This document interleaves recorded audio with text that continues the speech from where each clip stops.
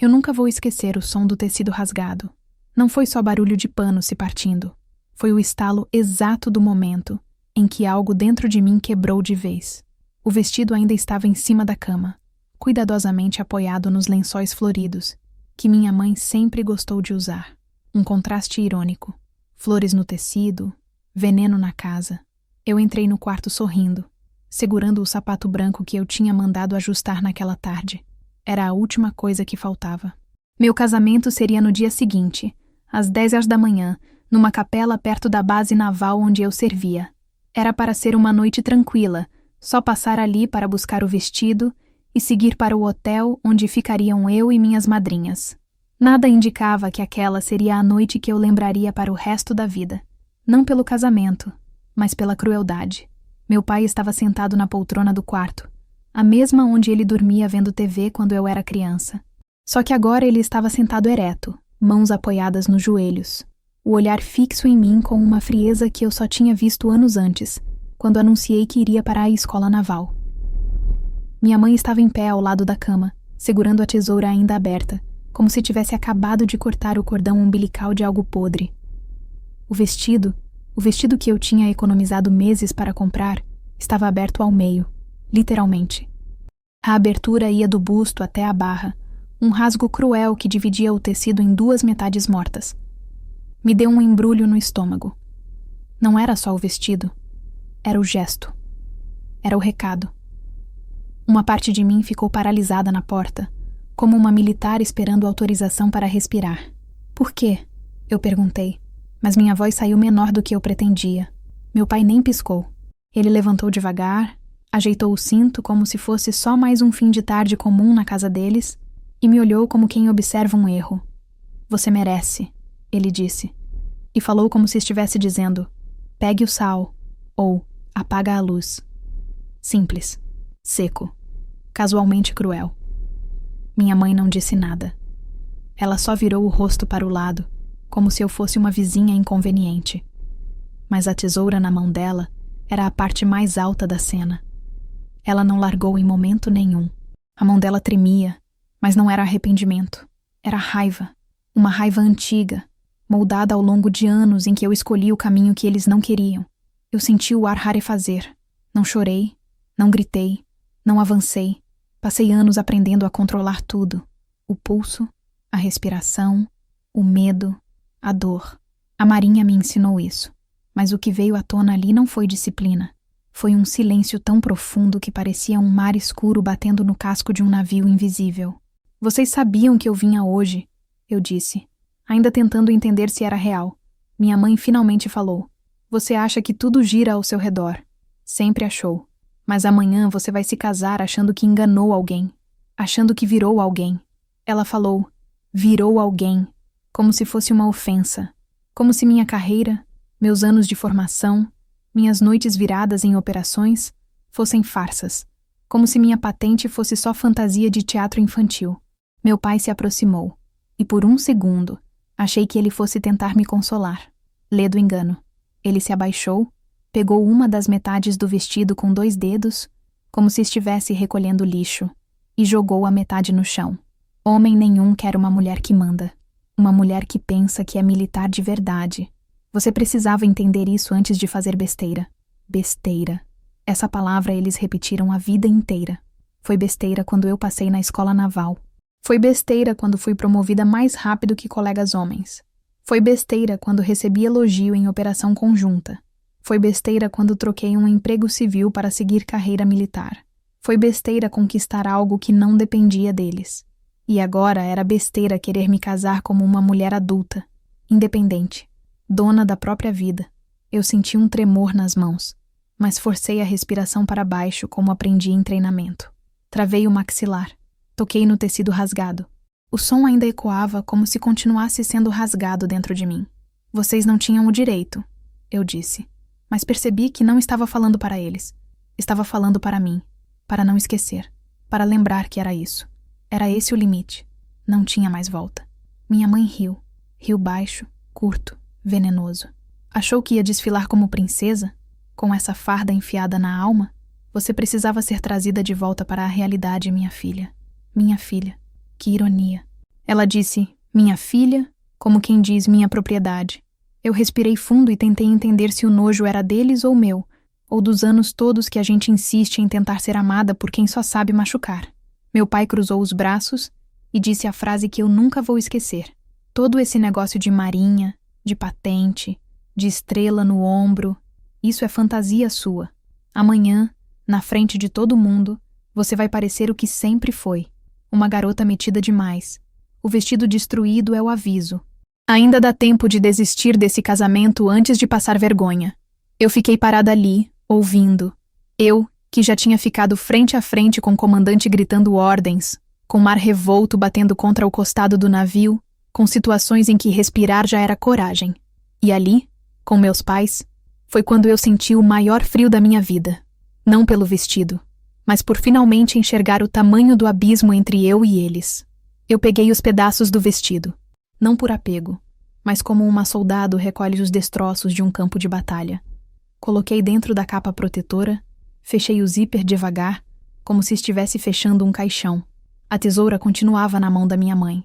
Ela não tentou me impedir, não pediu desculpa, não se moveu. Antes de sair, meu pai ainda disse, volta quando for adulta. Eu virei e respondi, eu volto quando vocês forem humanos. Saí pela porta e senti a noite batendo no rosto como um soco de ar frio. Ali sozinha, segurando um vestido morto, eu tive certeza. No dia seguinte, quando as portas da capela se abrissem, eu não entraria como filha rejeitada. Eu entraria como aquilo que eles jamais puderam destruir. Uma mulher da marinha, um oficial, 2 estrelas brilhando no ombro, e um silêncio mais alto do que qualquer grito deles. Eu só não imaginava que esse silêncio seria ouvido por toda a capela. Desde pequena eu aprendi que o amor, na casa onde cresci, vinha com instruções. Era um amor condicional, quase um contrato de comportamento, cheio de cláusulas que mudavam de acordo com o humor do meu pai ou com o que minha mãe achava apropriado para o bairro comentar. Eu não podia correr descalça no quintal, porque menina direita não faz isso. Não podia rir alto porque chamava a atenção desnecessária. Não podia fazer perguntas demais, nem responder quando um adulto dizia algo errado. Tudo era sobre aparência, sobre o que os outros pensariam, sobre manter as cortinas fechadas para que ninguém visse o que realmente acontecia dentro daquela casa. Eu era boa aluna, esforçada, silenciosa, mas parecia que nada bastava. Cada nota 10 era recebida com um "é sua obrigação". Cada conquista, com um olhar de censura. Cresci acreditando que existia uma forma certa de existir e que, de algum modo, eu sempre estava errada. A primeira vez que pensei em entrar para a Marinha eu tinha 15 anos. Foi depois de assistir a uma cerimônia de formatura de oficiais em Niterói, levada por uma professora de história que era tenente da reserva. Lembro do som das botas batendo no chão, do branco dos uniformes reluzindo no sol e da sensação estranha de ordem e propósito que aquilo me causou. Era bonito de ver, mas mais que isso, era limpo. Não no sentido físico, mas moral. Não havia máscaras ali. Ninguém fingia ser o que não era. Havia hierarquia, disciplina, mas também respeito, algo que na minha casa só existia como fachada. Voltei para casa naquele dia, e quando mencionei a mesa que queria prestar concurso para a escola naval, meu pai largou os talheres com força e riu. Riu como se eu tivesse contado uma piada infantil. Marinha? Isso é coisa de homem, menina. Você não tem nem pulso para isso. Quer brincar de soldadinho agora? Minha mãe completou o coro com o mesmo veneno suave que usava para tudo. Imagina ela mandando em alguém. Já é mandona demais aqui dentro. Aquela noite foi a primeira de muitas discussões que eu aprenderia a enfrentar em silêncio. Eu não gritei, não implorei, não tentei convencê-los. Apenas comecei a estudar escondido. A cada madrugada, enquanto eles dormiam, eu ligava o abajur fraco no canto do quarto e devorava apostilas emprestadas. Escrevia notas com a lanterna do celular e recitava fórmulas em voz baixa para não acordar ninguém. O medo de ser descoberta era tão grande que eu aprendia a disfarçar até o próprio cansaço. De manhã, quando meu pai me via sair cedo para o curso técnico, achava que eu estava desistindo dos sonhos de menina cabeça dura. Eu deixava ele acreditar. Foi assim que aprendi a primeira lição que carregaria para sempre. O silêncio é mais eficiente do que o confronto. Quando passei na prova, 3 anos depois, a reação deles foi tão fria que parecia que eu tinha anunciado um crime. Minha mãe disse apenas: "Você não vai durar 1 mês." Meu pai balançou a cabeça e perguntou se eu realmente achava que alguma força militar aceitava mulher de verdade. Ele disse isso como quem explica algo óbvio, sem ódio, mas com aquele tom de certeza que ele sempre usava para me encolher. Não respondi. Peguei minha mala, o pouco dinheiro que juntei dando aulas particulares, e fui. Lembro do cheiro do ônibus naquela manhã, da mistura de gasolina e desinfetante barato, e da sensação estranha de liberdade que vinha junto com o medo. Pela primeira vez, o mundo parecia aberto. Pela primeira vez, eu não precisava pedir permissão para respirar. Os primeiros meses na escola naval foram os mais duros da minha vida, mas também os mais libertadores. Eu não era mais a filha ingrata. Era apenas mais uma entre centenas de jovens tentando provar que mereciam o uniforme. Não importava o sobrenome, nem o bairro, nem o tipo de voz. O que importava era a resistência, honra e a capacidade de cumprir o que se prometia. Descobri que meu corpo aguentava mais do que eu imaginava e que a mente, quando disciplinada, era uma arma. Fiz amigos que se tornaram irmãos e superiores que me ensinaram a diferença entre autoridade e autoritarismo. E no meio de tudo isso, havia um tipo de respeito que eu nunca tinha conhecido em casa, o que nasce da competência, não do medo. Enquanto eu crescia na carreira, as ligações deles se tornaram cada vez mais raras e cada vez mais venenosas. Quando eu ligava nas datas comemorativas, minha mãe atendia com um: "Já virou moço de farda e esqueceu da família?" Quando eu voltava de folga, era recebida com comentários disfarçados de piadas.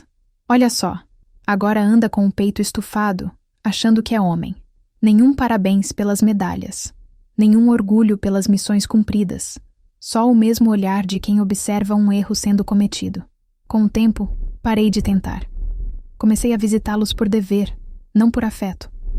Aprendi a ouvir sem responder. Aprendi a engolir o veneno sem deixar que ele me paralisasse. Mas o veneno age devagar, e eu só percebi o quanto ele tinha se infiltrado quando chegou o dia em que tentei contar que ia me casar. Meu noivo era civil, engenheiro, um homem calmo, culto, que respeitava minha carreira e minha rotina. Quando o apresentei, achei que meus pais ficariam felizes. Mas o olhar deles foi outro. Aquele tipo de avaliação fria, medindo quanto ele ganhava, de que família vinha e, sobretudo, se ele sabia o que estava levando. Durante o jantar, meu pai perguntou, com um meio sorriso: "E ele já sabe que você vai sumir no mar de vez em quando?" Depois dessa noite, começaram as insinuações. Que ele não iria aguentar uma mulher militar, que eu acabaria sozinha, que eu estava comprando encrenca. No fundo, eu sabia que o problema não era ele. Era o fato de que, ao casar, eu estaria confirmando minha independência. Já não precisaria mais deles para nada. E para meus pais, perder o controle era perder o amor. Com o tempo, a distância virou abismo. Cada ligação era uma crítica disfarçada. Cada visita terminava com portas batendo e silêncios prolongados. A gota d'água veio no dia em que recebi uma condecoração, e numa tentativa de reconciliação, mandei uma foto para eles. Meu pai respondeu com um áudio curto: "Bonito, mas não esquece que farda não é família." Aquilo doeu mais do que qualquer insulto. Eles nunca entenderam que o que eu encontrei na Marinha não foi apenas uma carreira, foi abrigo. Foi o primeiro lugar onde o mérito valia mais do que a obediência cega, onde eu podia ser respeitada sem precisar me diminuir. Talvez por isso eles me odiassem tanto por ter dado certo, porque a minha vitória era a prova de que o que eles acreditavam estava errado. Quando voltei àquela casa na véspera do casamento, eu já devia ter previsto, devia ter lembrado dos olhares antigos, das frases carregadas de ressentimento. Devia ter percebido que o amor deles nunca foi sobre mim, mas sobre o reflexo que eu projetava. Eles queriam que eu fracassasse, para poderem continuar certos sobre o mundo. O vestido rasgado foi só o gesto final de uma guerra que começou quando eu ainda era menina. A guerra entre quem eu era e quem eles queriam que eu fosse. Entre o silêncio imposto e o silêncio que eu aprendi a usar como escudo. Enquanto dirigia naquela noite, com os pedaços do vestido no banco de trás, lembrei de uma frase que um instrutor disse no meu primeiro treinamento: "Não há tempestade que derrube quem aprendeu a ficar firme no convés." Eu não sabia que um dia essa frase seria sobre mim e que a maior tempestade da minha vida não viria do mar, mas da casa onde cresci. Agora, tudo fazia sentido. A raiva deles, o desprezo, a necessidade de me ferir. Eu era o lembrete vivo de tudo que eles nunca tiveram coragem de ser. E eles queriam destruir isso, mesmo que fosse às vésperas do meu casamento. O passado deles estava preso no mesmo lugar. O meu, finalmente, começava a se mover. Eu só não imaginava que, na manhã seguinte, seria o passado que tentaria me engolir uma última vez, e que pela primeira vez eu o faria se ajoelhar diante de mim. Durante muito tempo eu acreditei que meus pais me odiavam porque eu tinha escolhido a carreira militar. Parecia simples. Uma filha que troca o caminho que os pais sonharam por um uniforme, por uma rotina que eles desprezavam. Mas a verdade, que só conseguia enxergar naquela noite diante do vestido rasgado, era mais amarga. Eles não me odiavam pela farda. Me odiavam por ter construído algo que eles jamais poderiam destruir. O que os alimentava não era apenas o desejo de controle, era o ressentimento de quem viveu uma vida pequena e não suporta ver o outro escapar dela. O casamento era o último elo, a última chance de reafirmar o poder deles sobre mim. E quando perceberam que nem isso podiam mais manipular, decidiram me ferir da única forma que sabiam, atingindo o símbolo do que eu mais esperava, o dia em que finalmente teria uma nova família. Meu pai sempre foi um homem de aparência, não de sentimento. Trabalhava num escritório modesto, mas se comportava como se fosse o dono da cidade. Mantinha os sapatos sempre engraxados, a barba feita, o carro limpo, mesmo quando não havia gasolina suficiente para ir trabalhar a semana toda. Para ele, a reputação era mais importante que o amor. Cresci ouvindo que o que os outros pensam é o que somos de verdade. Minha mãe era o espelho dessa mentalidade. Passava a vida tentando parecer uma mulher elegante, religiosa, de boas maneiras, mas bastava uma porta se fechar para que a voz dela mudasse. Ela usava a culpa como ferramenta, a vergonha como língua materna. Quando eu entrei para a Marinha, ela não chorou por medo da distância. Chorou porque o que as pessoas vão dizer da minha filha se metendo no meio de homens? O mundo dela era pequeno demais para caber em mim, e ela nunca me perdoou por isso. O ressentimento cresceu junto comigo. No início, era discreto, mascarado por críticas suaves, comentários em tom de brincadeira. Depois virou desprezo velado. Eu via nos olhos deles a mesma mistura de inveja e raiva cada vez que eu chegava de uniforme, com postura firme e olhar confiante. Eles não sabiam lidar com o fato de que eu já não pedia permissão, que não dependia mais deles nem financeiramente, nem emocionalmente. Quando meu irmão mais novo desistiu da faculdade e passou a viver de favor, meus pais canalizaram nele todo o cuidado e a paciência que nunca tiveram comigo.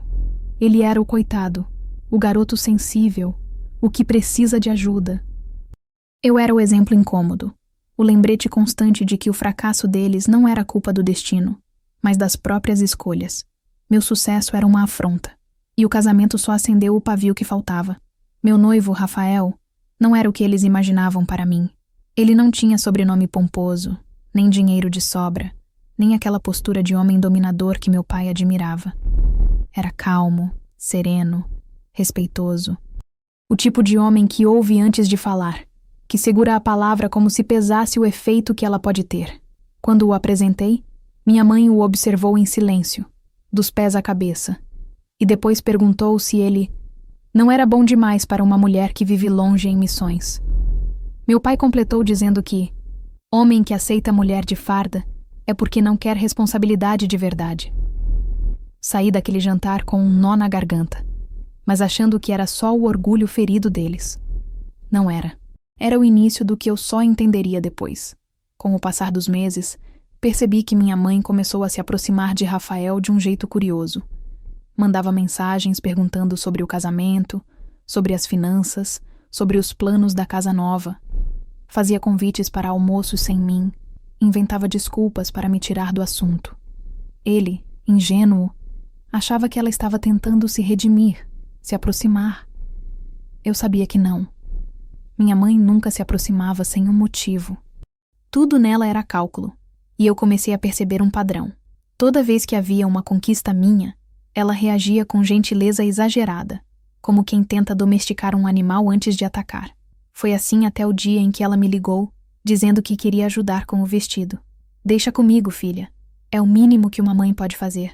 Eu aceitei. Contra meu instinto, aceitei. Talvez parte de mim ainda quisesse acreditar que havia amor escondido sob aquelas camadas de veneno. Quando entreguei o pagamento do vestido a ela, percebi o brilho nos olhos do meu pai.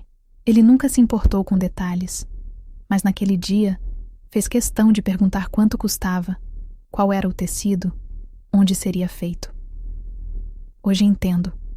Ele não queria ajudar. Queria se certificar de quanto custaria destruir. Na cabeça deles, eu não merecia um casamento bonito, porque esse seria o atestado de que eles haviam falhado. Que a filha que eles tentaram reprimir, silenciar e diminuir, tinha vencido sem precisar da aprovação deles, e o orgulho ferido é o combustível mais perigoso de quem nunca amadureceu. A gota d'água aconteceu 2 semanas antes da cerimônia, quando meu pai tentou conversar com Rafael, segundo ele, de homem para homem. Falaram sozinhos, mas depois meu noivo me contou o teor da conversa. Meu pai insinuou que eu era autoritária, difícil, que a vida ao lado de uma mulher assim seria uma guerra. Disse que eu precisava ser domada antes de ter filhos. Rafael ouviu calado. Depois se levantou e respondeu apenas: com todo respeito, senhor.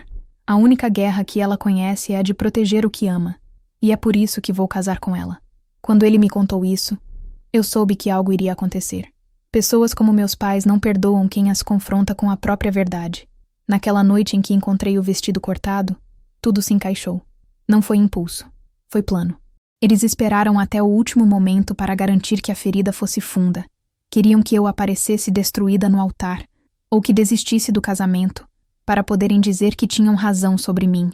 O "você merece" do meu pai não era sobre o vestido, era sobre a ousadia de eu ter criado uma vida fora do controle deles. O rasgo era simbólico. Se não podiam me controlar, queriam ao menos manchar a imagem que eu construí. E o que me doeu mais não foi o tecido rasgado, mas perceber que a crueldade deles vinha de um lugar familiar, confortável para eles, como se a destruição fosse a única forma de amor que soubessem oferecer. Passei a noite seguinte revendo cada lembrança, cada gesto que antes eu interpretava como preocupação, e agora enxergava pelo que realmente era: posse. Quando adoeci certa vez e minha mãe passou dias ao meu lado, não era por cuidado, era para poder contar depois quantos remédios pagou. Quando meu pai me ensinou a dirigir, não era por orgulho, era para poder me culpar se o carro estragasse. Tudo sempre teve preço, tudo sempre teve troco. Eu era o investimento que nunca rendeu o retorno que eles esperavam. A filha que escolheu ser livre. A vergonha deles tinha nome, rosto e usava uniforme branco. Enquanto o amanhecer começava a clarear o céu daquela véspera, eu já não sentia raiva. Sentia lucidez. Entendi que não havia nada para consertar, nada para provar. O amor deles era uma moeda gasta, e eu já não precisava comprar nada com ela. E foi ali, sozinha, sentada na beira da cama do pequeno hotel onde me abriguei depois de sair de casa, que a ideia nasceu, calma, nítida, inevitável. Se eles queriam me ver humilhada, eu os faria enxergar o que sempre negaram. No dia seguinte, não entraria na igreja como a filha deles. Entraria como a mulher que eles falharam em destruir. E sem saber, naquele mesmo gesto de ódio, meus pais me deram o presente mais caro que já recebi, a certeza de que eu nunca mais pertenceria àquilo. O relógio do quarto do hotel marcava 2 da manhã, quando percebi que o tempo tinha parado. As cortinas estavam fechadas, a luz do abajur amarelada demais. O ar cheirava a tecido molhado e desespero contido. Eu ainda usava a mesma roupa com que saí da casa dos meus pais horas antes. O vestido cortado descansava dentro da capa de pano, dobrado em silêncio sobre a cadeira, como se também estivesse tentando entender o que tinha acontecido. Na mesa de cabeceira, o celular piscava com mensagens não lidas. Madrinhas preocupadas, Rafael perguntando se eu já estava descansando, uma ligação perdida da minha mãe que eu não tive coragem de atender. Sentei na beira da cama e fiquei olhando para o chão, tentando decidir se chorava ou dormia. Mas o choro não vinha, o sono tampouco. Só o vazio, um vazio pesado, como se tudo ao redor estivesse em suspensão, esperando a próxima ordem. Eu sempre fui ensinada a agir diante da crise, não a sentir. A vida militar me moldou nisso. Detectar, reagir, resolver. Mas aquela noite era diferente. Não havia missão. Não havia ordem. Era uma batalha interna. E eu não sabia contra quem exatamente lutava. Se contra meus pais, contra o destino, ou contra a parte de mim que ainda queria entender o porquê de tudo. Peguei o controle da TV e fiquei alternando entre canais sem som, apenas imagens passando rápido demais, luzes piscando sobre o reflexo cansado do meu rosto no espelho. Eu me vi ali, com o cabelo desalinhado, o olhar perdido, e por um segundo duvidei de tudo que tinha construído. De que adiantava ser oficial, condecorada, respeitada, se dentro da própria casa eu ainda era tratada como uma criança tola? A pergunta veio como um tiro no peito, seca, sem resposta. Mas a dúvida não durou. Bastou lembrar da voz do meu pai. Você merece. Para que o sangue voltasse a circular. Lembro de respirar fundo. 1, 2, 3 vezes, até o coração encontrar o ritmo certo. A disciplina que eles sempre desprezaram estava ali, intacta. A voz interior que aprendi a ouvir em momentos de perigo também. Foco, respiração, ação. As 3 palavras que repeti tantas vezes em exercícios de sobrevivência agora se aplicavam a algo muito mais íntimo. Sobreviver à própria família. Levantei-me e fui até a mala no canto do quarto. Dentro, ainda estavam guardadas as lembranças de quem eu era antes de ser ferida. A capa de chuva dobrada, o cinto com a fivela dourada, o lenço branco que usei na última formatura. Passei os dedos sobre eles e, sem planejar, comecei a organizar tudo na cama, como se preparasse um inventário do que restava de mim. Encontrei o uniforme branco, o de cerimônias, cuidadosamente protegido por um plástico. Estava ali por acaso. Eu o havia trazido porque pretendia tirá-lo uma foto com minhas madrinhas no dia seguinte, antes de vestir o vestido de noiva. O destino, às vezes, tem ironias tão precisas que chegam a parecer ordens superiores. Tirei o uniforme do plástico e pendurei no espelho. A luz do abajur bateu no tecido, e o branco devolveu um brilho quase metálico, frio, limpo, sem manchas. Um branco de quem conquistou o direito de usar aquilo. Naquele instante, algo dentro de mim se realinhou. Eu não precisava de véu, nem de renda, nem da aprovação de ninguém para simbolizar pureza ou amor. O que eu tinha já era suficiente. As cicatrizes, o uniforme e o que aquelas 2 estrelas significavam. Elas eram mais do que condecorações. Eram a prova silenciosa de cada madrugada de estudo, de cada missão em que voltei exausta, de cada vez que precisei ser mais forte do que queriam que eu fosse. Aquilo era minha história, não o vestido que eles cortaram. Sentei novamente na cama, agora com a mente diferente. O medo cedeu lugar a uma clareza gelada, daquelas que chegam só depois da dor. Eu não queria vingança. Queria presença. Queria que eles vissem, não para se orgulharem, mas para entenderem o que perderam. Peguei um caderno de anotações que sempre levava nas viagens de missão e comecei a escrever. Não um discurso, nem um desabafo, mas um registro. Eles cortaram o vestido, mas não entenderam que eu não visto rendas, eu visto coragem. Escrevi isso e fechei o caderno. Era o suficiente. Depois fui até o banheiro, lavei o rosto com água fria e olhei meu reflexo. O olhar estava firme. Não havia lágrimas, nem maquiagem. Havia uma mulher que no dia seguinte pisaria no chão da capela, não como filha abandonada, mas como alguém que sobreviveu. Dobrei o vestido destruído, coloquei dentro de uma sacola e deixei do lado da porta. Ia devolvê-lo a eles, depois. Um lembrete, um troféu invertido. O silêncio do hotel era absoluto. Eu conseguia ouvir o tic-tac do relógio e o som distante dos carros passando lá fora. Peguei o celular e abri a conversa com Rafael. Havia mensagens dele desde o início da noite, preocupadas, doces. Respondi apenas: está tudo bem. Amanhã você vai entender. Não quis explicar mais. Ele não precisava carregar aquele fardo antes da hora. Precisava me ver de pé, inteira. O resto se resolveria com o tempo. Fechei o celular, desliguei a TV e sentei no chão, encostada na cama, com o uniforme pendurado à minha frente. Fiquei ali por horas, em silêncio, sentindo o peso e o significado daquela escolha crescer dentro de mim. Era como se cada costura, cada linha daquele tecido, estivesse me costurando de volta. Por volta das 5 da manhã, o céu começou a clarear atrás das cortinas. O quarto ganhava tons azulados e frios. Abri a janela e deixei o ar entrar.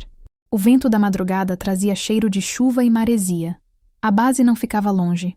Às vezes o vento carregava o som distante das cornetas, e eu imaginava que eram lembranças me chamando de volta. Respirei fundo, e pela primeira vez em horas senti paz. Peguei o uniforme, vesti devagar. A sensação do tecido firme contra o corpo era quase sagrada. Ajustei o colarinho, alinhei as mangas, prendi o cabelo num coque simples. O espelho refletia uma mulher que eu reconhecia finalmente. Não era mais a filha ferida. Era a oficial que aprendeu a ficar de pé enquanto o mundo desabava. Antes de sair, sentei mais uma vez na beira da cama e fechei os olhos. A lembrança do vestido cortado veio à mente, mas dessa vez sem dor. Ele agora era símbolo do que ficou para trás, não do que foi perdido.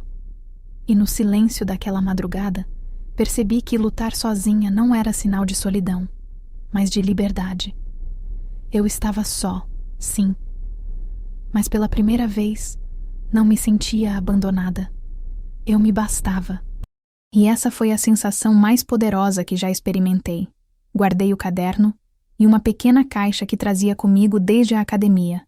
Dentro dela, 2 condecorações e uma carta do meu comandante escrita anos atrás, depois de uma operação difícil.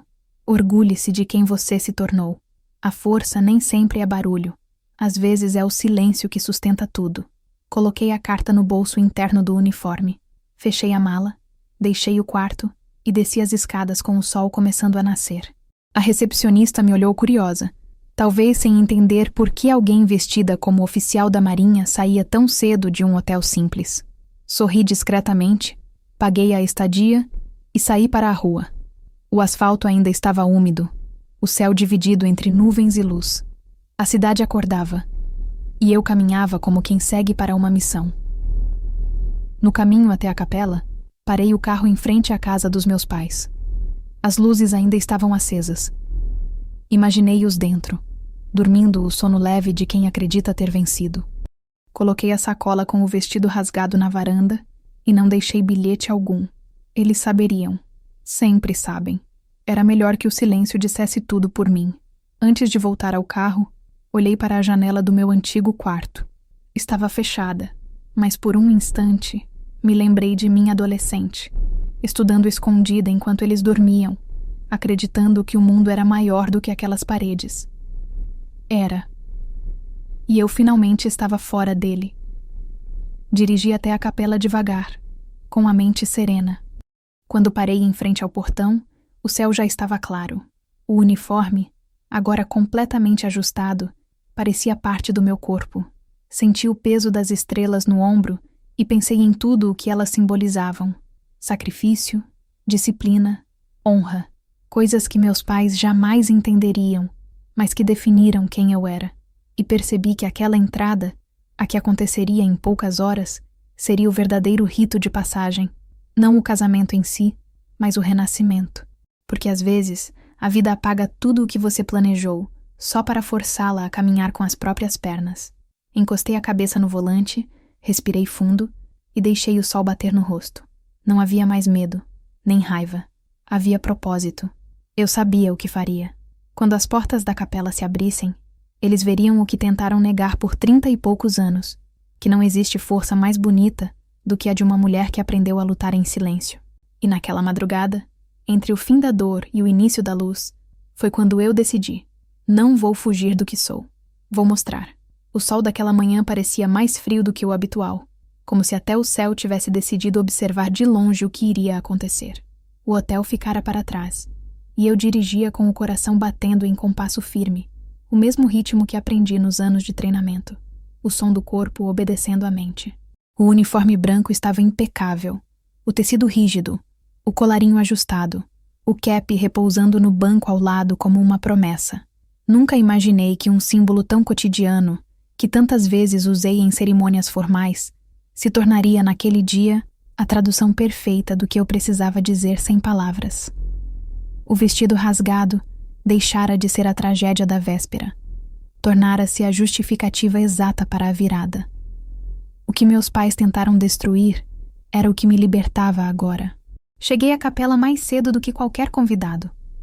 O porteiro, um senhor de cabelos brancos e olhar calmo, abriu o portão com um leve aceno de cabeça, sem estranhar o uniforme. Entrei com passos lentos, observando cada detalhe do lugar, que horas depois seria o palco de algo muito maior do que uma cerimônia. As flores já estavam posicionadas, o corredor central coberto por um tapete branco que refletia a luz do vitral. O silêncio era tão denso que dava para ouvir o zumbido distante do gerador lá fora. Caminhei até o altar vazio e sentei no primeiro banco. Olhei para o espaço e pensei em quantas vezes sonhei com aquele momento, mas de outro jeito, rodeada de família, sorrindo, com meu pai me levando até o altar. Era estranho pensar que o mesmo homem que um dia segurou minha mão para eu dar meus primeiros passos seria agora a razão do passo mais solitário da minha vida. E mesmo assim, não havia raiva. Havia um tipo de serenidade nova, de quem finalmente entende que não é possível consertar o que nasceu torto. Enquanto esperava, recebi uma mensagem de uma das madrinhas perguntando se estava tudo bem, se precisava de ajuda com o vestido. Respondi apenas: "Está tudo certo. Hoje vou usar outro tipo de branco." Ela não entendeu, mas também não perguntou. Algumas decisões precisam ser tomadas em silêncio, porque qualquer explicação as enfraquece. Guardei o celular e permaneci ali, ouvindo o eco distante dos passos do sacristão arrumando as velas. Em algum momento fechei os olhos e lembrei da primeira vez que vesti aquele uniforme, anos atrás, no dia em que fui promovida. Eu tremia de nervosismo, com medo de não ser suficiente. Meu comandante me olhou nos olhos e disse: "Este tecido carrega histórias. Honre o peso dele." E eu honrei, todos os dias, mesmo quando ninguém via. Agora, naquele banco frio de capela, percebi que ele se tornaria algo mais. Meu escudo, minha declaração silenciosa, minha resposta a tudo o que tentaram me tirar. Por volta das 8, Rafael chegou. Eu o vi pela janela lateral, vindo apressado, o terno pendendo no braço, o rosto tenso. Desci as escadas que levavam à sacristia e o encontrei no corredor dos fundos, ainda sem o público, ainda só nós dois. Quando me viu, parou. Ficou completamente imóvel, os olhos arregalados, o ar saindo em soluços curtos. "Você..." ele começou, mas a voz falhou. Dei um meio sorriso e disse: "O vestido não sobreviveu à noite."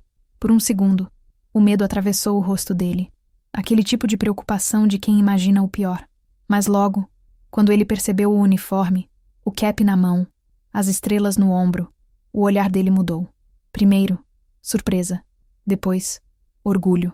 E por fim, algo mais profundo. Compreensão. Ele não perguntou nada.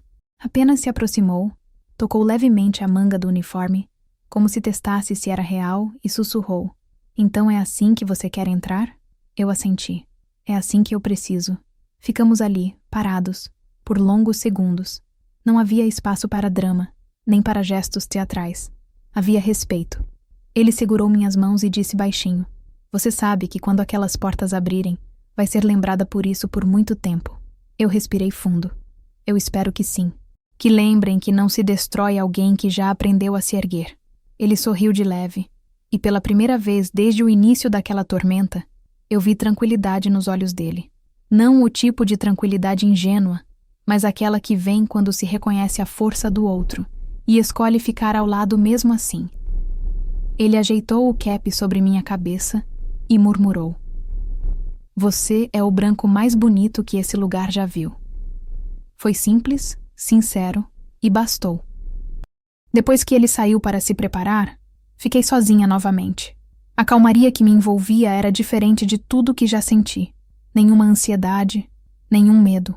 Eu só pensava em como cada detalhe daquele uniforme contava a minha história. As medalhas refletiam a luz que entrava pelas janelas. As costuras firmes pareciam pulsar junto com o coração.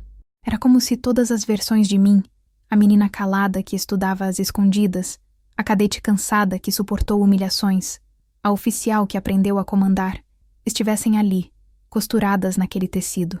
Meus pais jamais entenderiam isso, porque nunca quiseram me enxergar além do papel que criaram para mim. Mas quando me vissem diante do altar, talvez percebessem, ainda que tarde demais, que a filha que tentaram controlar tinha virado mulher e que a mulher que tentaram apagar agora brilhava com uma luz que eles nunca poderiam ofuscar. Às 9h40, os convidados começaram a chegar. O burburinho aumentava lá fora. Pelas frestas da porta lateral, eu via rostos conhecidos se ajeitando nos bancos, sorrisos nervosos, cumprimentos contidos. A família dele estava quase toda presente.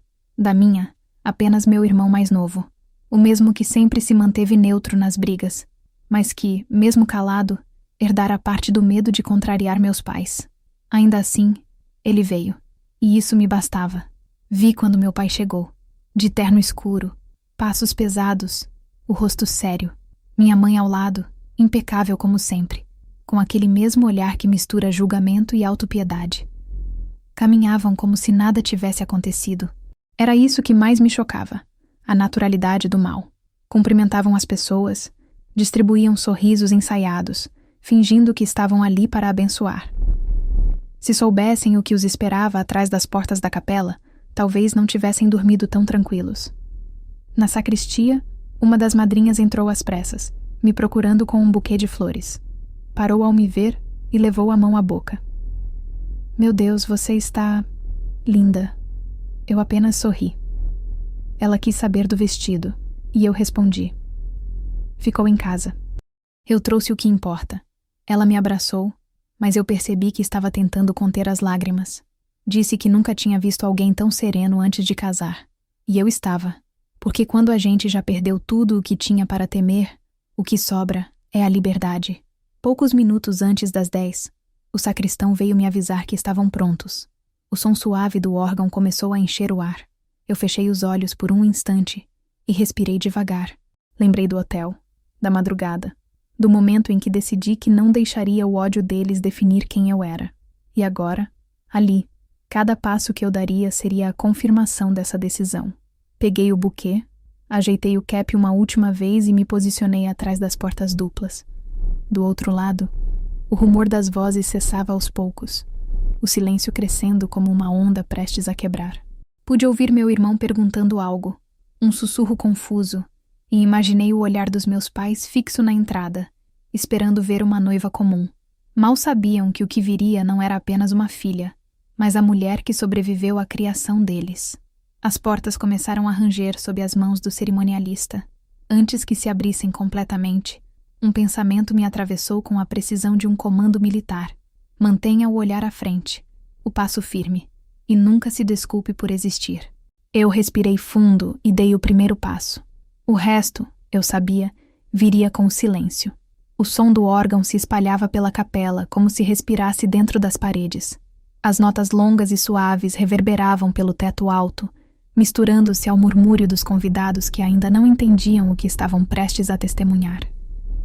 Do lado de fora, eu aguardava atrás das portas de madeira esculpida, sentindo o calor da manhã se misturar ao frio que subia das mãos. Não era nervosismo, era a adrenalina disciplinada, a mesma que antecede uma missão importante, aquela sensação de que cada segundo antes da ação parece se esticar até quase partir. O cerimonialista ajustava o microfone, as madrinhas se alinhavam, e no fundo eu percebia fragmentos de conversa escapando pelo vão da porta. Risadas abafadas, tosses, o som de saltos ecoando no piso. A vida lá dentro seguia em ritmo normal, enquanto o que estava prestes a acontecer mudaria o tom de todos os olhares. Do lado direito, vi o reflexo parcial do corredor através de uma fresta. As flores estavam impecáveis, lírios e rosas brancas, escolhidos semanas antes pela minha mãe. Ironia fina, pensei. Ela ajudara a escolher o cenário da própria humilhação. As cadeiras se enchiam devagar. A família de Rafael ocupava os primeiros bancos, elegante, discreta, com aquele tipo de serenidade de quem acredita estar prestes a assistir a uma união tranquila. Mais ao fundo, reconheci alguns rostos de colegas da Marinha, amigos que vieram por respeito, acostumados com cerimônias formais, mas agora fora do ambiente militar, curiosos para ver a noiva fardada, como um deles havia comentado em tom de brincadeira dias antes, sem imaginar o quanto essa expressão se tornaria literal. O relógio da parede marcava 9h58, quando notei o som dos passos que conhecia demais. Compassados, pesados, cada um calculado para ser ouvido. Meu pai. Ele entrou com a cabeça erguida, acompanhado da minha mãe, que exibia o mesmo sorriso meticulosamente ensaiado. O contraste entre os dois e o resto da capela era gritante, como se estivessem encenando uma peça que só eles entendiam. Cumprimentavam os convidados com aquele ar de superioridade revestido de falsa cordialidade. Eu quase pude ouvir as frases prontas. Ela sempre foi cabeça dura, mas finalmente vai sossegar. Esperamos que o casamento traga juízo. Eram previsíveis até na malícia. Ver aquilo de fora, de longe, me deu a estranha sensação de estar observando uma cena de outro tempo. Uma memória antiga que de repente se repete, mas com você em posição diferente. Eu não fazia mais parte daquele enredo. Eu era a ruptura. No altar, Rafael já esperava. Tinha o olhar fixo nas portas, o corpo tenso, mas sereno. Ele sabia o que estava por vir, e mesmo sem precisar olhar diretamente, eu sentia a presença dele como um farol. As madrinhas cochichavam entre si, preocupadas por ainda não terem me visto. Uma delas, sem perceber que eu estava bem ali atrás, perguntou se algo havia acontecido com o vestido. Outra respondeu que talvez eu tivesse me atrasado para o salão. Sorri com o canto da boca. A inocência delas era bonita, quase protetora, mas o que me esperava lá dentro não era um conto de fadas, era um acerto de contas com o silêncio. O cerimonialista, um homem magro de meia-idade com uma prancheta nas mãos, se aproximou e perguntou baixinho se estava tudo certo. Eu apenas assenti. Ele não estranhou o uniforme. Talvez pensasse que fosse um ensaio ou uma homenagem. Disse apenas: quando a música mudar, é sua vez. O som do órgão subiu uma oitava, o sinal de que o cortejo começaria. As madrinhas começaram a entrar, uma a uma, em pares perfeitamente sincronizados. A cada passo delas, o burburinho diminuía. Eu observava pela fenda da porta, vendo rostos se voltarem para o fundo da capela, esperando o próximo movimento. O ambiente inteiro parecia prender a respiração. E foi nesse compasso contido que percebi algo curioso: o desconforto dos meus pais. Mesmo de costas, eu reconheceria o modo como minha mãe movia a cabeça, ligeiramente inclinada para a esquerda, quando algo a incomodava. Ela procurava com os olhos a silhueta do vestido, e quando não a encontrou, o corpo dela ficou rígido. Meu pai também começou a olhar para os lados, impaciente. Eu quase podia ouvir o pensamento deles. Ela vai nos envergonhar. E, de certo modo, estavam certos. A diferença é que, dessa vez, o constrangimento não seria meu. Do lado de fora, o calor começava a apertar, e o tecido do uniforme parecia mais pesado, mas eu não sentia desconforto. Senti orgulho. Toquei a costura do ombro, senti o relevo das estrelas sob a palma da mão e lembrei de cada degrau que me trouxe até ali. Era como se toda a minha vida tivesse sido uma preparação para aquele exato instante. Não uma missão, não um comando, mas um gesto de afirmação. Eu respirei fundo e fechei os olhos por um instante, ouvindo o coração acompanhar o ritmo da música. Quando os últimos padrinhos cruzaram o corredor, o organista diminuiu o volume, preparando o momento da entrada. Era o ponto sem retorno. A porta à minha frente parecia maior do que realmente era, feita de madeira escura, com relevos que pareciam ondas congeladas no tempo. Do outro lado, eu sabia, estavam todos de pé, aguardando o primeiro acorde da marcha nupcial. O cerimonialista olhou para mim, hesitante, talvez esperando algum sinal, alguma confirmação de que eu realmente queria seguir adiante. Eu apenas endireitei a postura, ajustei o cap e dei um leve aceno de cabeça. Ele colocou a mão na maçaneta e, por um breve segundo, o mundo pareceu se calar. Antes de a música começar, ouvi o som abafado de uma conversa mais alta. Reconheci a voz do meu irmão. Ela não veio? E logo em seguida, a de minha mãe, ríspida. Fique quieto, ela sabe o que faz. Mal sabia ela o quanto eu sabia. A tensão no ar era quase palpável, Um fio elétrico estendido entre o lado de dentro e o de fora. Eu imaginei o exato instante em que as portas se abririam e visualizei cada rosto. Os olhos arregalados, os lábios entreabertos, a incredulidade. Aquela antecipação não me dava medo, me dava força. Era o tipo de energia que sempre senti antes de embarcar em um navio em mar revolto. Medo transformado em foco. O organista trocou de partitura. As primeiras notas da marcha ecoaram. Um som imenso, solene, que preencheu o espaço e me envolveu inteira. O cerimonialista puxou uma das portas devagar. A luz da manhã entrou como uma lâmina. Os primeiros rostos se viraram, curiosos. Do lado de dentro, o ar pareceu se mover em câmera lenta. Vi o espanto imediato no olhar de alguns convidados que estavam próximos à entrada. O burburinho começou, primeiro em sussurros, depois em pequenos sons de surpresa. Eu dei o primeiro passo, ainda não completamente visível, apenas uma sombra branca, mas não a de um vestido. A reação foi quase física. Vi o queixo de uma mulher cair, um homem se levantar como se tivesse visto algo errado. Antes que a segunda porta se abrisse, percebi o corpo da minha mãe se inclinar para frente, tentando enxergar melhor. O som da conversa se dissipou num silêncio cortante, daqueles que antecedem o impacto. A madeira rangeu mais uma vez, e eu senti o calor do sol tocar o rosto. Meu coração batia compassado, mas estável. Por um instante, lembrei da noite anterior. O quarto escuro, o vestido rasgado, o som da tesoura cortando o tecido. Aquela lembrança atravessou minha mente e sumiu, substituída por uma calma firme, a certeza de que aquele seria o último dia em que eu permitiria que me diminuíssem. Quando a segunda porta se abriu completamente, o som da marcha alcançou o ponto alto. A claridade invadiu o corredor, e eu fiquei ali, imóvel por um segundo, como se marcasse posição antes de avançar. O burburinho cessou de vez. O ar pareceu prender o fôlego junto comigo. Do fundo da capela, ouvi meu irmão soltar uma exclamação instintiva, quase um grito. Meu Deus! Olhem para ela! E foi assim que o silêncio virou espelho. Todas as cabeças se voltaram ao mesmo tempo, e o olhar dos meus pais, antes altivo, congelou. Eles estavam diante da cena que nunca imaginaram ver. A filha que tentaram reduzir, de pé, vestida com o branco que eles não podiam rasgar. A sensação não era de triunfo, mas de justiça. Dei o primeiro passo no corredor, o som do salto ecoando forte sobre o piso, cada batida acompanhada pela respiração contida das pessoas.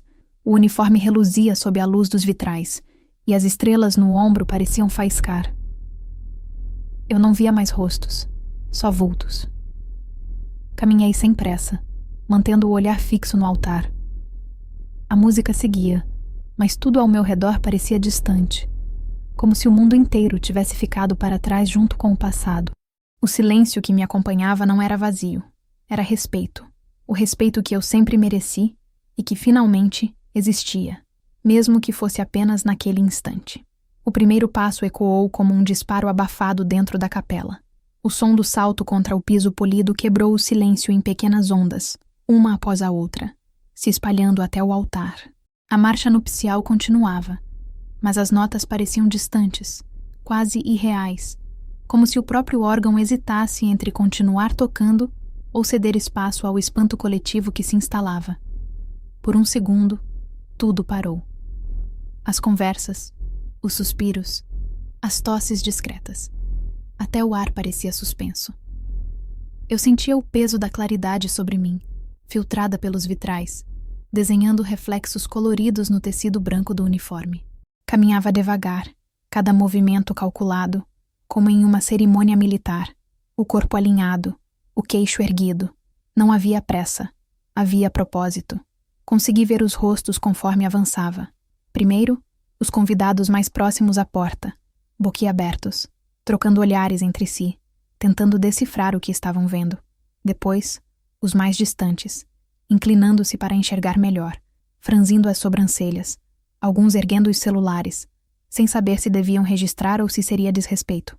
A reação era uma mistura de perplexidade e reverência. O branco do uniforme parecia mais intenso sob a luz que atravessava o vitral central.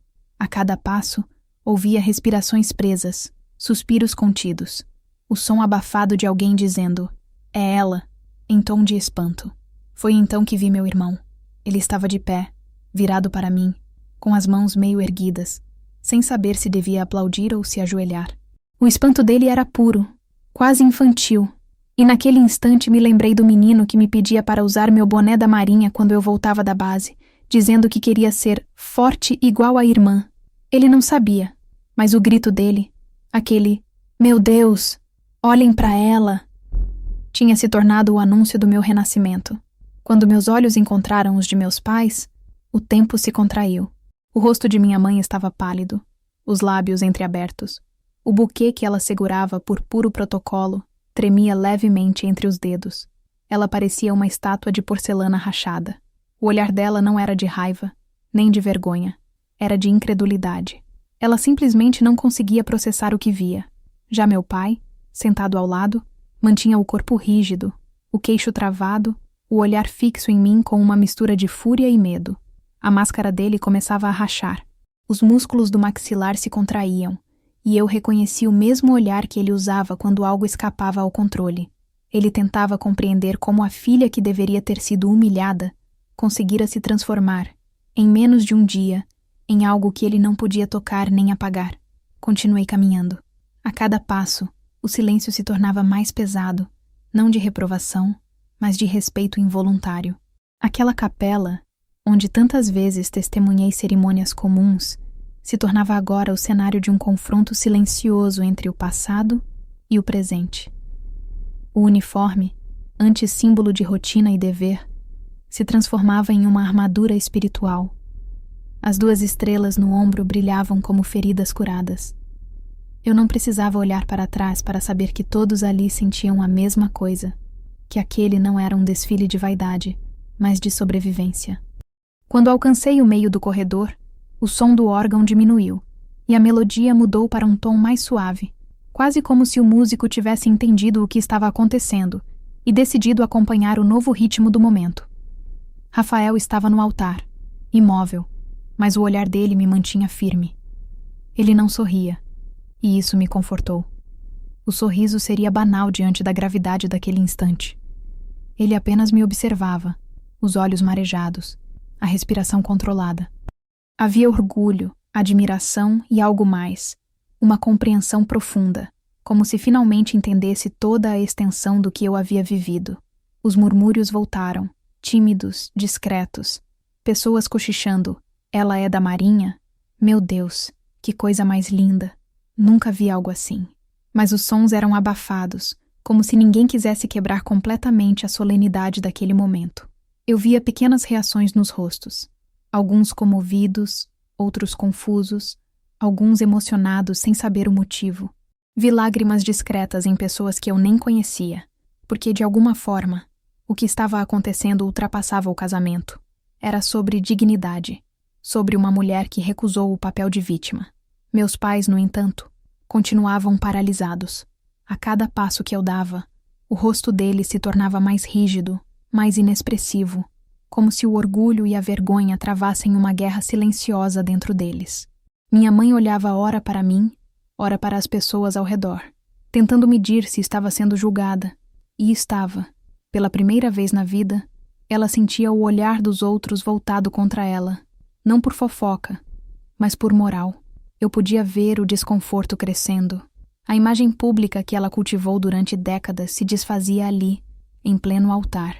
Meu pai, ainda imóvel, cerrou os punhos sobre os joelhos. Ele parecia menor. Pela primeira vez, o homem que sempre ocupou todos os espaços, que falava mais alto, que ditava o que era certo e errado, encolhia diante de mim. Havia raiva, mas também medo. Medo de ser visto como o que sempre foi. Um homem cruel e inseguro, incapaz de amar sem dominar. Quando passei diante dele, mantive o olhar firme. Não havia desprezo nem vingança, apenas o reconhecimento frio de que ele não era mais uma autoridade sobre mim. E ele soube. Vi o momento exato em que a compreensão atravessou o rosto dele, o brilho da impotência, o reflexo de quem percebe que perdeu o controle. O corredor terminou, e por um instante o tempo pareceu desacelerar. Eu podia ouvir o som do meu próprio coração, compassado, firme. Rafael estendeu a mão, não para me conduzir, mas como quem recebe um igual. Eu a segurei e senti o calor dela contrastar com o frio do metal das condecorações no meu peito. O padre pigarreou, claramente surpreso, mas manteve a compostura. A cerimônia precisava continuar. Ele sorriu de forma gentil, talvez percebendo que aquele momento não precisava de explicações. Olhei uma última vez para o fundo da capela. Meus pais continuavam sentados, incapazes de reagir. Os convidados observavam em silêncio, como se presenciassem algo sagrado. E pela primeira vez, eu me senti completamente livre. O silêncio que se seguiu à minha chegada não era a ausência de som, era a presença. Presença de tudo o que fui e de tudo o que precisei suportar. Aquele silêncio era o grito que guardei por anos. Enquanto o padre começava as primeiras palavras, eu quase não as ouvia. Tudo dentro de mim estava em outro lugar, entre a dor do que ficou e a paz do que começava.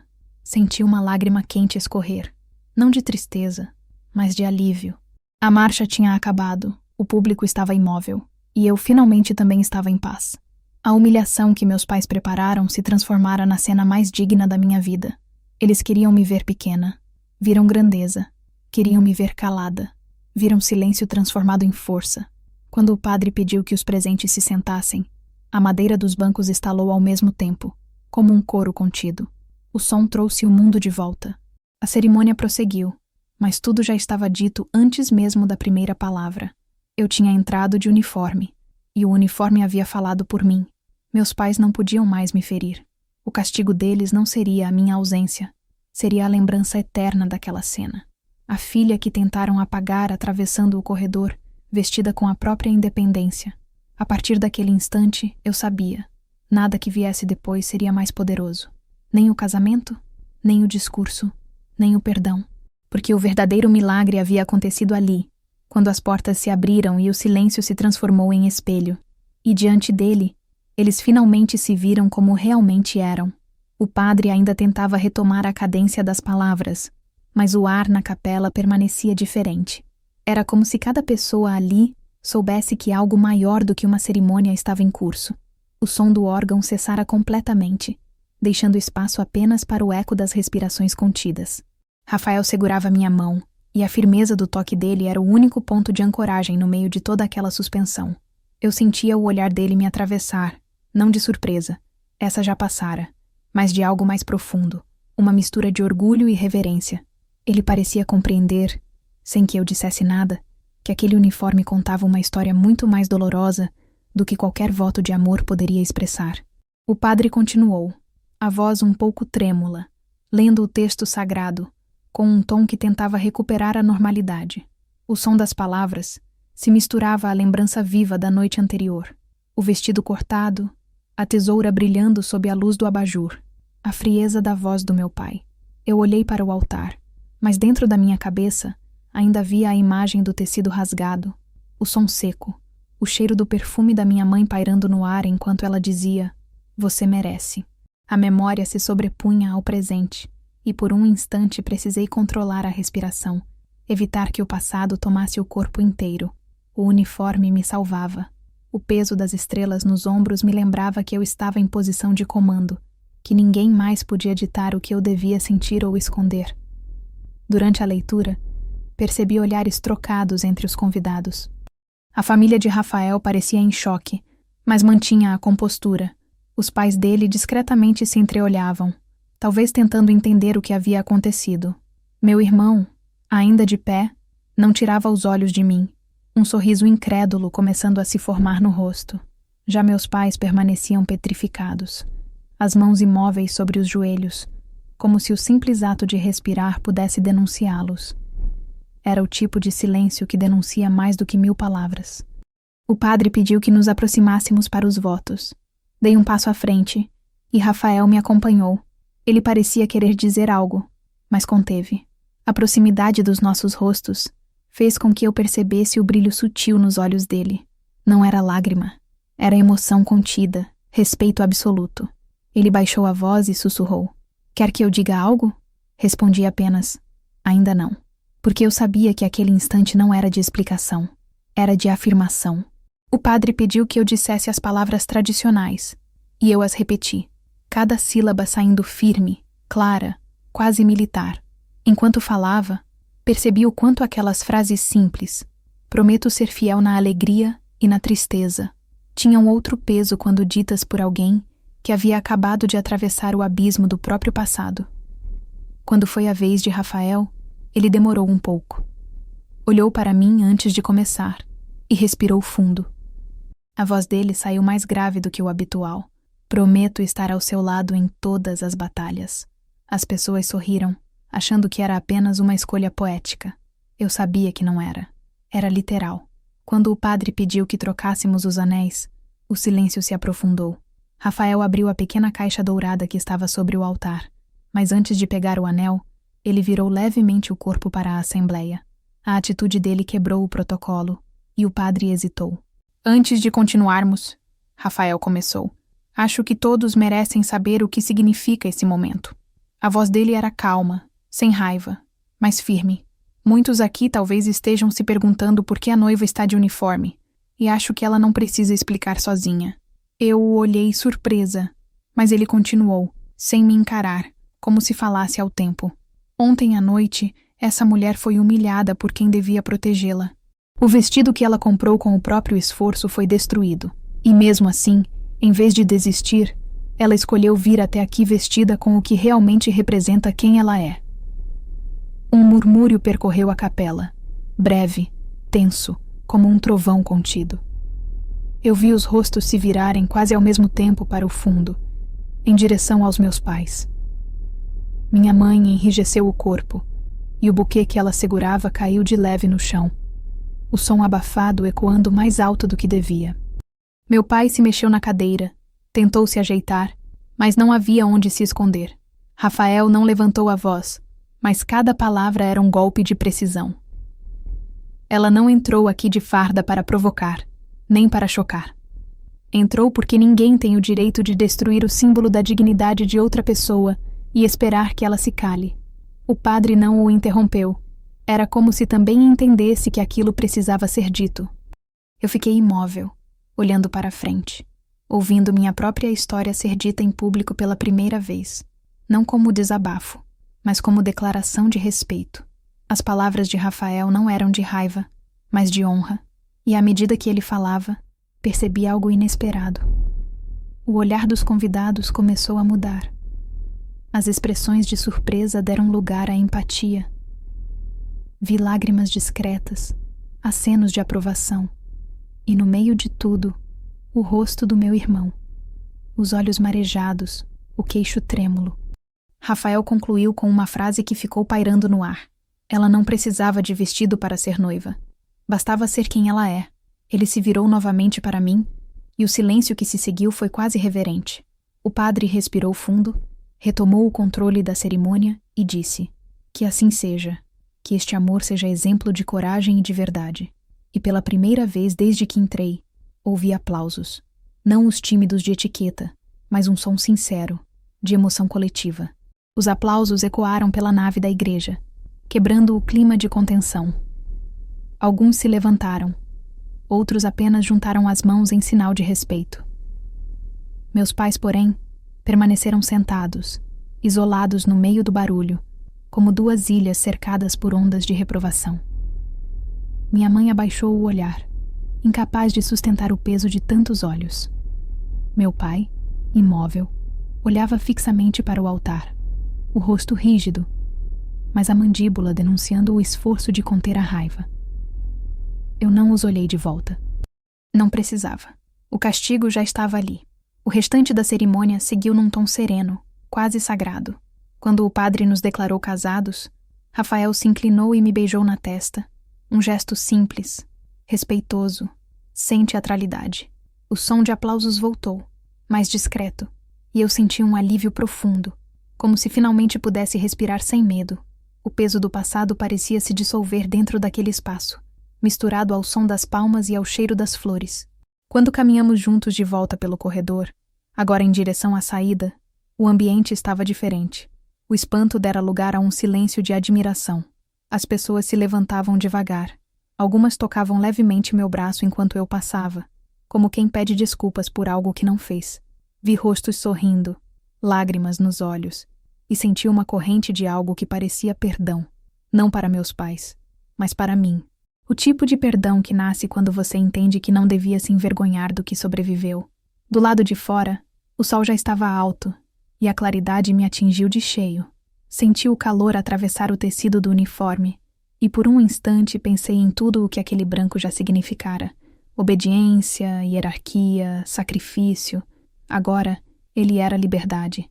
As pessoas começaram a sair atrás de nós, e o burburinho crescia.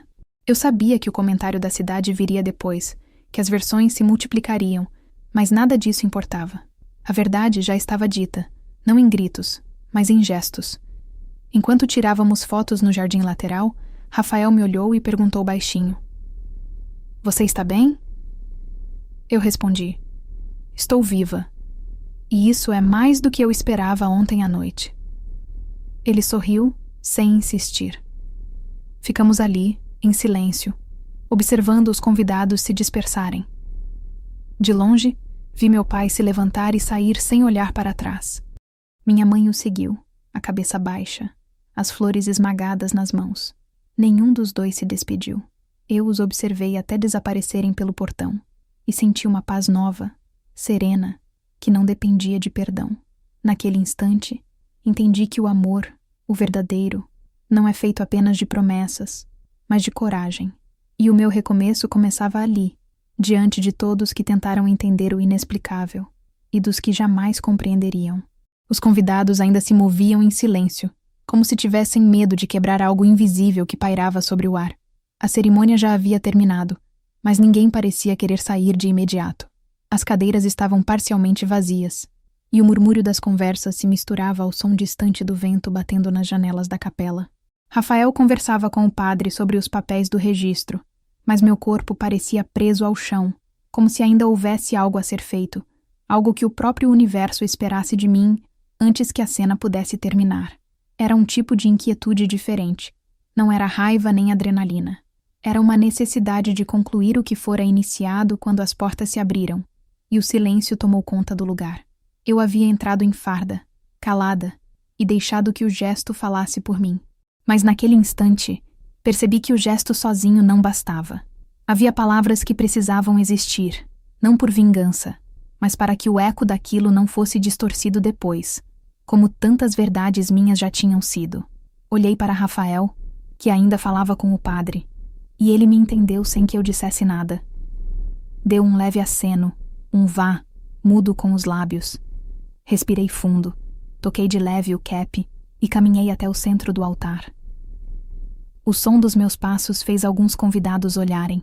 Outros já se preparavam para sair, mas pararam ao perceber que eu voltava a subir os degraus. A luz que vinha dos vitrais caía sobre o chão, criando manchas coloridas que se espalhavam como pequenas brasas. Aquele lugar, que minutos antes fora o cenário de um milagre silencioso, agora se tornava meu palanque final. O padre pareceu entender, recuou um passo e me cedeu espaço. Eu fiquei ali, diante de todos, por alguns segundos, em completo silêncio. A farda branca refletia a claridade do vitral central, e senti o calor da luz atravessar o tecido e tocar a pele. A voz veio calma, sem esforço, mas com uma densidade que encheu o ambiente. Antes de todos irem embora, eu gostaria de dizer uma coisa. O murmúrio cessou imediatamente. Todos voltaram o olhar para mim. Não é um discurso de agradecimento, nem um pedido de desculpas. É apenas um registro, para que não reste dúvida do que este momento significa.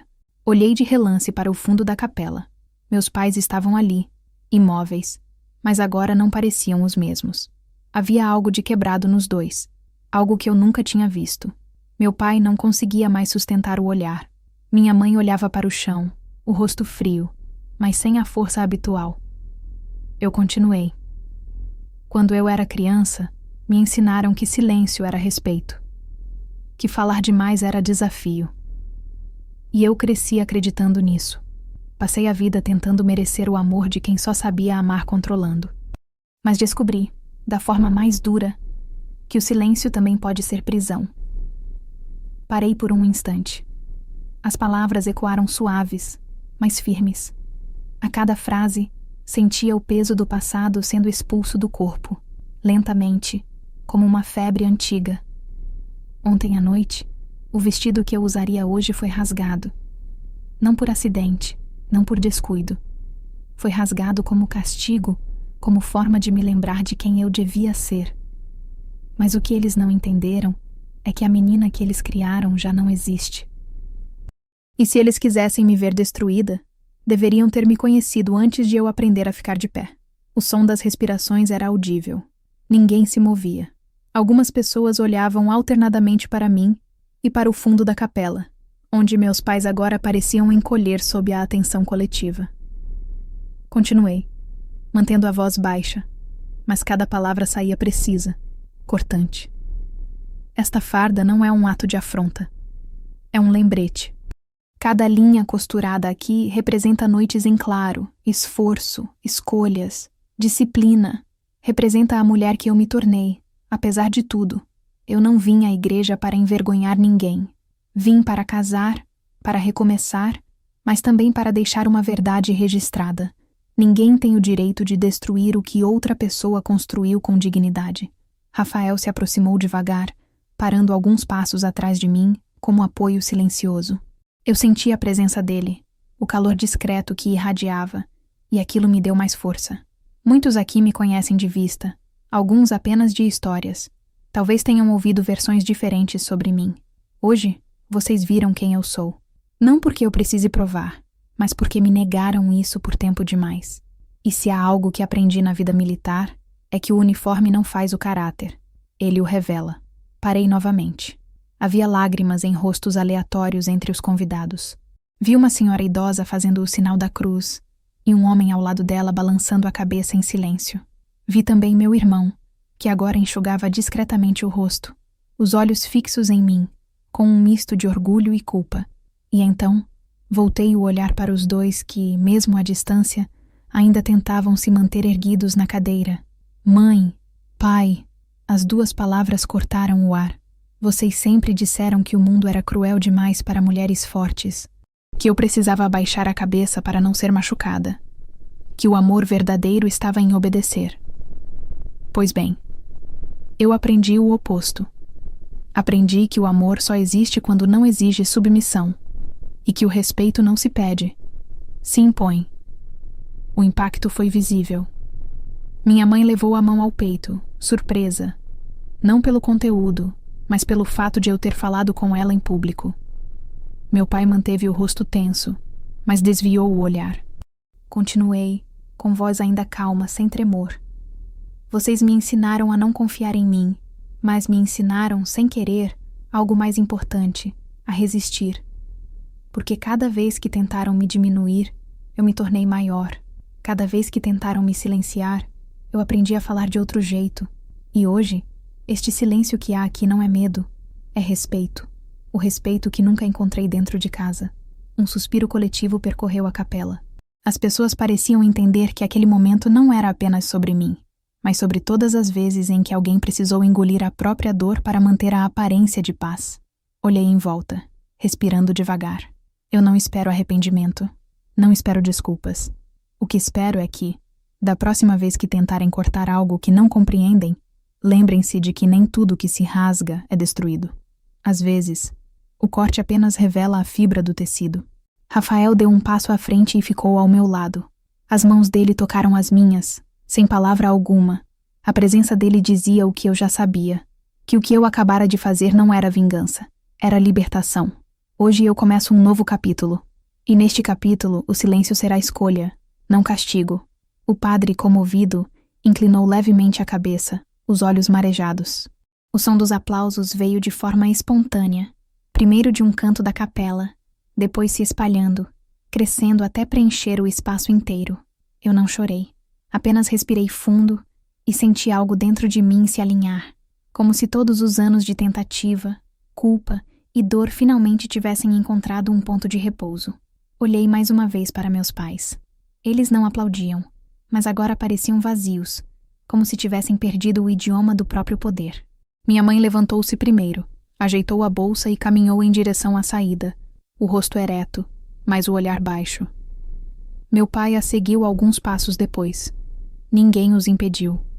O barulho discreto dos saltos dela ecoando no chão foi o último som antes de as portas se fecharem atrás deles. Aplausos continuaram por alguns segundos, mas logo cederam ao silêncio respeitoso. Rafael virou-se para mim e disse apenas: "Agora sim." Eu sorri de leve, sem responder. O sol entrava pelas janelas, refletindo no branco do uniforme. Aquele momento não era triunfo, era paz.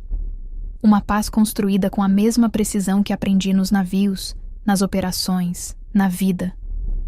O tipo de paz que não depende de perdão nem de aplausos, apenas da certeza de que finalmente ninguém mais tem poder sobre a sua história. Enquanto as pessoas começavam a se dispersar, fiquei alguns instantes sozinha diante do altar, olhando para o vitral que projetava manchas coloridas sobre o chão. O ar dentro da capela era diferente, mais leve. Eu sabia que, a partir dali, a história deixava de ser deles e voltava a ser minha. E pela primeira vez em muito tempo, eu podia respirar sem medo de que o som da minha respiração incomodasse alguém. O silêncio depois da tempestade sempre tem um som próprio, quase imperceptível, como o eco de algo que partiu e ainda demora para desaparecer.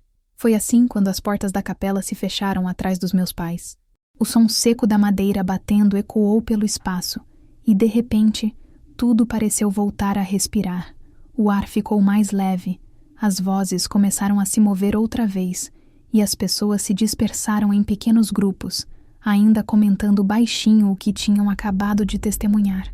Eu permaneci imóvel por um instante, observando o feixe de luz que atravessava o vitral e tocava o chão bem diante dos meus pés, como se o próprio sol tivesse escolhido aquele ponto para pousar. Rafael estava ao meu lado, mas não disse nada. Nós dois sabíamos que não havia mais nada a ser explicado. O que precisávamos dizer ao mundo já tinha sido dito, e o que precisávamos deixar para trás também. Caminhei até o altar. Toquei de leve a madeira polida e senti o frio do material sob a ponta dos dedos. Era estranho pensar que aquele mesmo lugar, minutos antes, tinha sido palco de um confronto que não era apenas familiar, mas simbólico. Por um instante, me vi como observadora da própria história, como se assistisse a uma cena que não me pertencesse mais. Era libertador e triste ao mesmo tempo. Eu havia encerrado um ciclo, mas todo encerramento, mesmo o mais necessário, deixa uma sombra de melancolia. Rafael se aproximou, colocou a mão sobre a minha e disse baixinho: "Eles não voltam mais." Eu assenti. Eu também não. Saímos da capela pela porta lateral, evitando a confusão da saída principal. O jardim ao redor estava cheio de flores brancas, lírios e margaridas, algumas pétalas soltas pelo vento, espalhadas pelo gramado. O sol do meio-dia refletia nas janelas dos carros, e o ar trazia o cheiro salgado que vinha do mar não muito distante. Eu respirei fundo e senti, pela primeira vez em muito tempo, que o ar não pesava. Os convidados se aproximavam aos poucos, com abraços sinceros, palavras curtas, olhares emocionados. Ninguém ousava tocar no assunto do vestido destruído ou da farda. Era como se todos entendessem que aquele tema era sagrado, que a história por trás da cena pertencia apenas a mim. Uma madrinha me abraçou e sussurrou: "Você não tem ideia do quanto isso vai inspirar outras mulheres." Eu sorri de leve, sem responder. Não havia pretensão em mim, apenas a vontade de existir sem pedir desculpas por isso. Rafael segurava minha mão com firmeza, e juntos caminhamos até o carro que nos levaria ao pequeno salão reservado para o almoço. O motorista, um senhor de idade, abriu a porta e disse em tom quase reverente: "Parabéns, senhora. É uma honra." Eu agradeci com um sorriso discreto, e naquele instante percebi que até desconhecidos conseguiam entender a mensagem sem que eu precisasse explicá-la. Durante o trajeto, o silêncio entre mim e Rafael era confortável. Ele dirigia devagar, os olhos fixos na estrada, e eu observava as árvores passando rápido pela janela, o reflexo da farda no vidro, o brilho das medalhas cintilando com o sol. Era bonito e simples, como se a vida finalmente tivesse voltado ao compasso certo. Quando chegamos ao salão, metade dos convidados já estava lá. A música ambiente tocava baixinho, e o clima, ao contrário do que eu esperava, não era de tensão, mas de leveza. Pessoas riam, brindavam, conversavam sobre a cerimônia com espanto e admiração. Eu ouvia fragmentos de frases. Nunca vi nada igual. Foi emocionante. Aquilo foi coragem pura. As palavras pairavam no ar como ecos, e eu deixei que ficassem. Entrei com passos calmos. O mesmo ritmo do corredor da capela. Rafael apertou minha mão e cochichou. Você virou lenda. Eu ri. Um riso pequeno, cansado, mas genuíno. Não quero ser lenda. Quero paz. O almoço começou entre brindes e pequenas conversas. Vi meu irmão se aproximar, visivelmente abalado, o olhar perdido entre orgulho e culpa. Ele me abraçou sem dizer nada. Senti o corpo dele tremer levemente. Eu tentei impedi-los. Ele murmurou. Mas pai estava fora de si. Eu não respondi. Apenas toquei o ombro dele e disse: Você não tem que carregar o que não fez. Ele assentiu, os olhos marejados, e voltou para o canto da mesa, onde ficou em silêncio. A presença dele era o único fio restante que me ligava àquela parte da família. E mesmo esse fio, eu sabia, precisaria ser afrouxado com o tempo. Enquanto as horas passavam, eu me sentia cada vez mais distante daquela dor de antes. Era como se o corpo começasse a entender que o perigo já havia passado. O som dos talheres, das risadas, do vento batendo nas janelas, tudo parecia um novo idioma, o idioma da normalidade, que eu havia esquecido como soava. Em determinado momento, uma senhora idosa, amiga de infância da minha mãe, se aproximou. Tinha os olhos gentis e um ar constrangido. Filha, eu não sabia que as coisas estavam assim entre vocês. Sinto muito. Eu segurei a mão dela e respondi: Não precisa sentir, precisa aprender a ver. Ela sorriu triste, apertou meus dedos e se afastou. A frase pareceu ecoar nela, e em mim também. Quando o almoço terminou e os convidados começaram a ir embora, sentei-me por alguns minutos sozinha, observando o salão se esvaziar. O sol já baixava e a luz da tarde entrava pelas janelas em tons dourados. Aquele brilho ameno parecia um tipo de bênção silenciosa, como se a natureza entendesse o encerramento de um capítulo. Rafael veio até mim, sentou-se e disse: A gente pode ir agora. Já é hora de seguir. Eu olhei para fora, vi o horizonte se dissolvendo em cores alaranjadas e respondi: Sim, é hora de seguir. No caminho de volta ao hotel, a cidade parecia diferente. As ruas eram as mesmas, mas nada nelas parecia me oprimir. Eu me sentia estranhamente leve. Quando chegamos, tirei o cap, soltei o cabelo e deixei o ar frio do quarto me envolver. Coloquei o uniforme sobre a cama e fiquei olhando para ele por longos minutos. Não era apenas uma roupa. Era o retrato exato da mulher que aprendeu a transformar dor em dignidade. Tirei os sapatos e caminhei até a janela. Lá fora, o mar se movia com lentidão, o som das ondas se misturando ao murmúrio distante do trânsito. E enquanto observava aquele horizonte, percebi que pela primeira vez eu não esperava por uma ligação, uma mensagem, uma desculpa. Eu não esperava nada, e esse era o maior presente de todos. Nos dias que seguiram, o assunto correu. Pessoas comentavam, algumas com admiração, outras com curiosidade, mas eu não lia nada. Não procurei saber o que diziam.